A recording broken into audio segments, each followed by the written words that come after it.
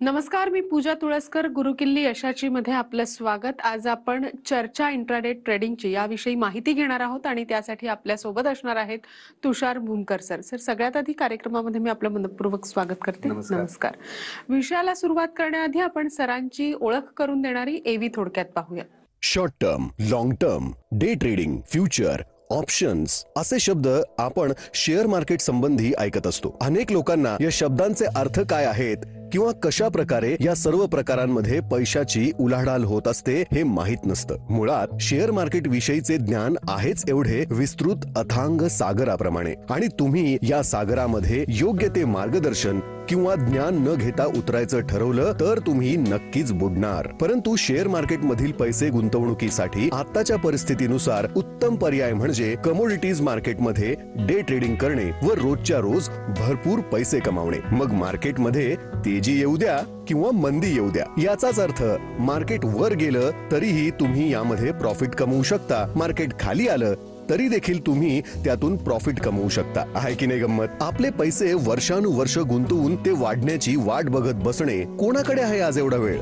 मग हवंय ना तुम्हाला डे ट्रेडिंग करण्याचं ज्ञान, आणि ते ज्ञान मिळवण्याचे एकमेव ठिकाण म्हणजे तुषार भूमकर सरांचे Tushar Bhumkar institute private limited intraday trading classes मधील 15 वर्षांपासूनचे एकमेव नाव. येथे तुषार सर स्वतः लाईव्ह मार्केट मध्ये ट्रेनिंग देतात. मुळातच कमोडिटीज मध्ये डे ट्रेडिंग हा एक अवघड विषय, आणि त्यातल्या त्यात लाईव्ह मार्केट मध्ये शिकवणे म्हणजे त्यातूनही अवघड. परंतु तुषार सरांचा अनुभव आणि ज्ञान याद्वारे त्यांनी ही अशक्य गोष्ट सुद्धा अत्यंत सहजपणे शक्य करून दाखवली आहे.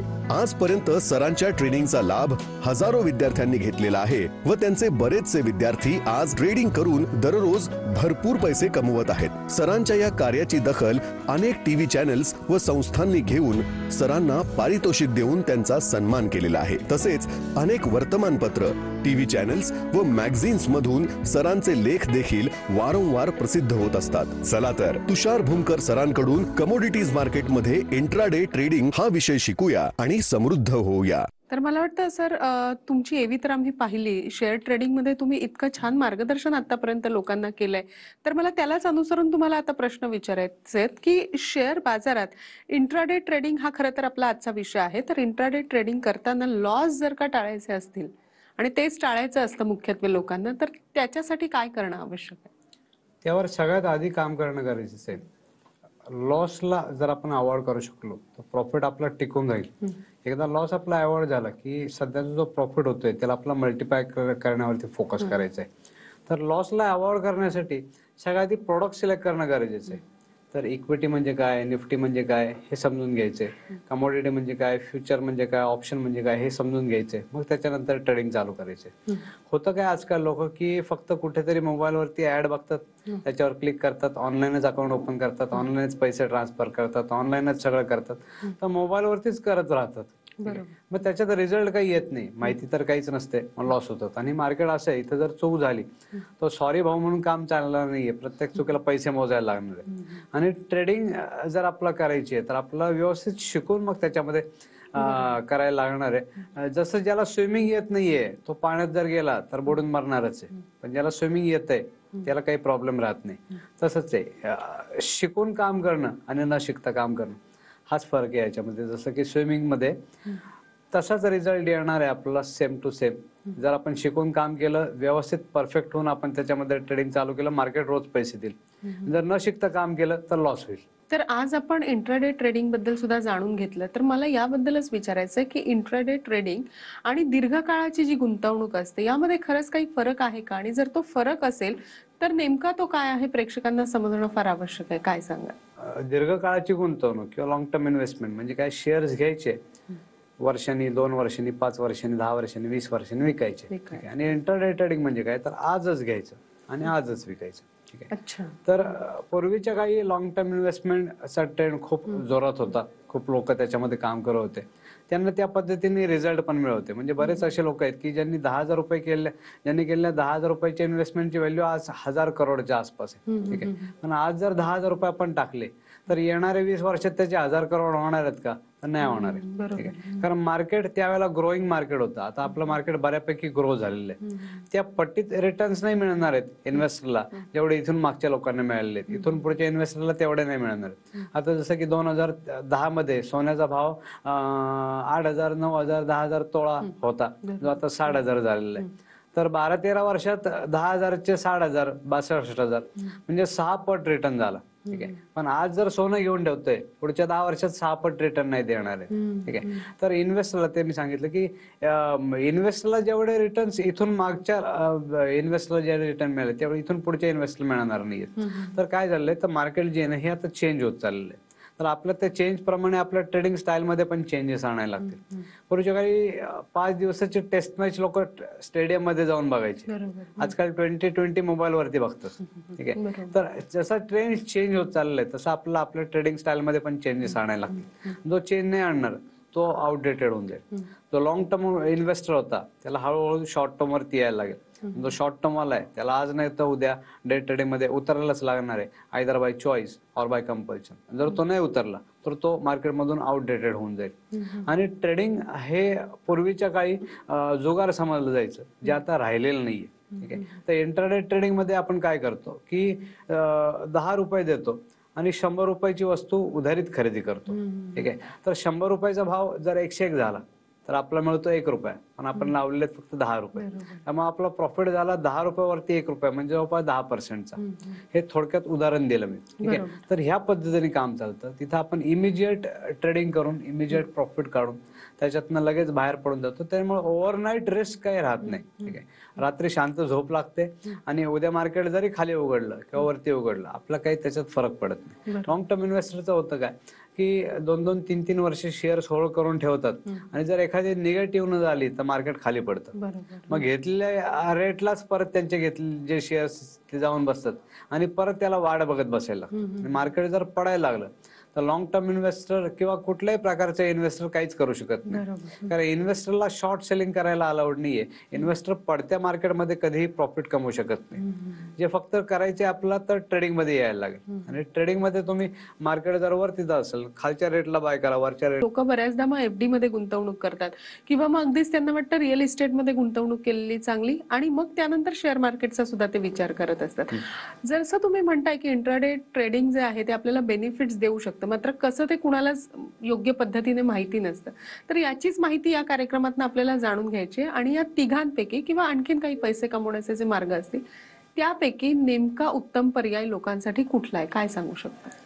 एफडी वरती आधी इंटरेस्ट रेट 15 ते 16% मिळत होता, जो आता 4-5%, 6% वगैरे राहिलेला आहे. ठीक आहे, त्यामुळे एफडी तर लोकांना मी सजेस्ट करतो की अजिबात नकोच.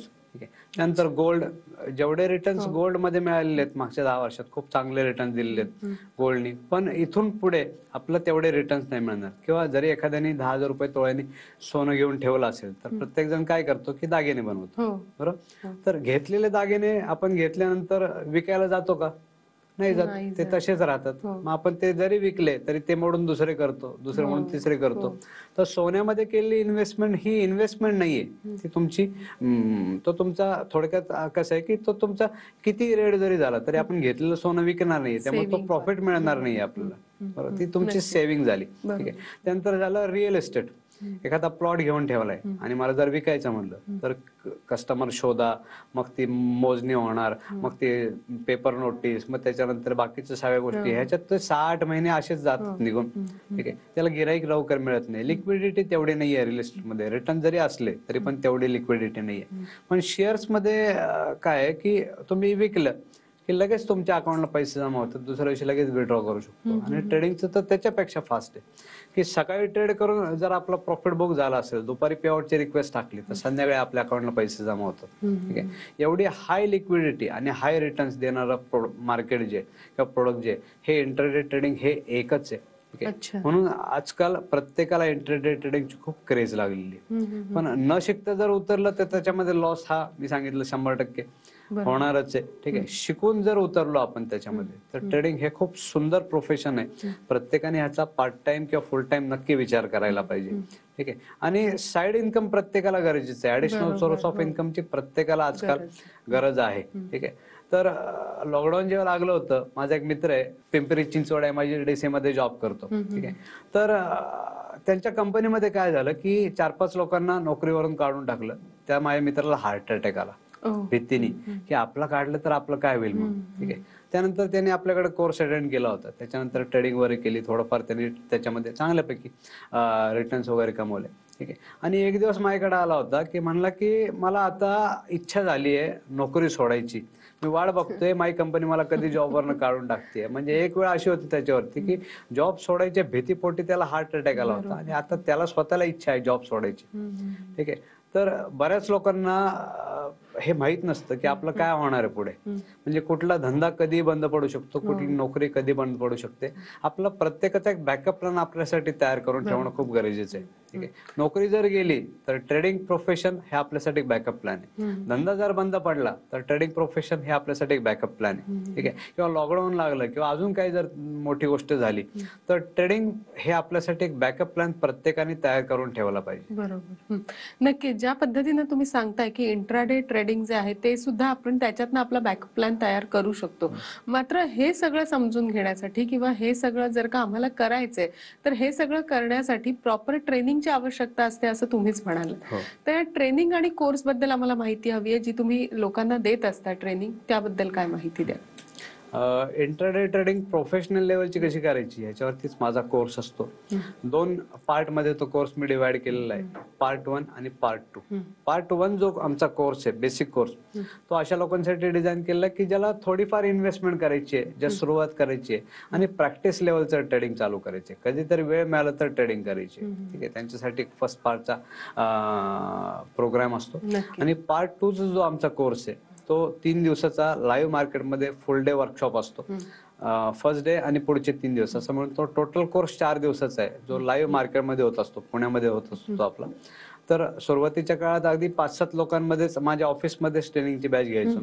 आता मोठं हॉल, बँक्वेट हॉल किंवा मंगल कार्यालय बुक करायला लागतं आणि पुढच्या 2 बॅचेस ह्या फुल असतात कायम. ठीक आहे. तर एवढा त्याला रिस्पॉन्स आमच्या इथं येत असतो, कारण माउथ पब्लिसिटी खूप लोक येतात कोर्स अटेंड करायला.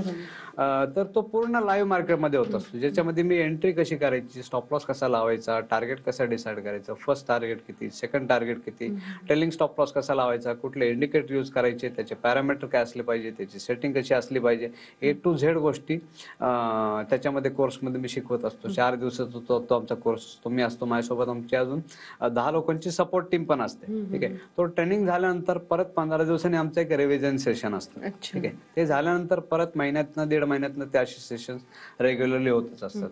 तरी काही क्वेरी आली एखाद्या क्लायंटला तर त्याला आम्ही जवळपास 10 लोकांची सपोर्ट टीम सकाळी 10 ते रात्री 10 वाजेपर्यंत रोज अवेलेबल असते. त्यांच्याकडून क्वेरी नाही सॉल्व्ह झाली तर मी प्रत्येकासाठी अवेलेबल असतो. एखाद्या क्लायंटला जर ट्रेडिंग रिलेटेड काही क्वेरी असेल तर तो डायरेक्टली माझ्याशी बोलू शकतो. मी संध्याकाळी 6 नंतर त्या क्लायंटला कॉल कनेक्ट करून त्याचे सगळे डाऊट्स क्लिअर करत असतो. तरी नाही सॉल्व्ह झाला तर रिपीटची फॅसिलिटी दिलेली. ठीक आहे. अगदी नॉमिनल फीज मध्ये अख्खा कोर्स तो क्लायंट कितीही वेळा रिपीट करू शकतो. ठीक आहे. त्यांच्या फॅमिली मेंबरसाठी पण आम्ही फ्री ऑफ कॉस्ट तो कोर्स अटेंड करायची फॅसिलिटी दिलेली. ठीक आहे. तर ज्यांनी 4-5 वर्षापूर्वी कोर्स अटेंड केलेला आहे, आज त्यांची मुले येतात, त्यावेळी ती शाळेत किंवा कॉलेजमध्ये होती, आज ते अटेंड करून जातात. बरेच हजबंड वाईफ पण येतात, बरेचसे मुलगा आणि वडील येतात त्याचे, की त्या व्यक्तीने कोर्स अटेंड केला होता 5-6 वर्षापूर्वी, पण त्यावेळेला ट्रेडिंग करायला वेळ नाही आला. आता तो व्यक्ती रिटायर्ड झालेला आहे, आता त्याला वेळ आहे, मग तो परत येऊन रिपीट करून जातो, मुलालाही सोबत घेऊन येतो. आणि चांगलं प्रोफेशन आहे, खूप चांगलं प्रोफेशन. जसं तुम्ही आम्हाला सांगताय की इंट्राडे ट्रेडिंग जे आहे ते खूप चांगलं प्रोफेशन आहे आणि ज्याला बॅकअप प्लॅन ठेवायचा आहे किंवा अगदी साईड बिझनेस करायचा, फ्रीलान्स करायचंय, तरी सुद्धा तुम्ही हे इंट्राडे ट्रेडिंग करू शकता आणि तुम्ही तुमची कमाई नक्कीच करू शकता. तुम्ही आज इंट्राडे ट्रेडिंग बद्दल आमच्या प्रेक्षकांना खूप छान माहिती दिली, त्याबद्दल आपले मनपूर्वक आभार. नमस्कार. गुरुकिल्ली यशस्वी मध्ये आज आपण इथेच थांबतोय. तुम्ही कुठेही जाऊ नका, पाहत रहा TV9 मराठी.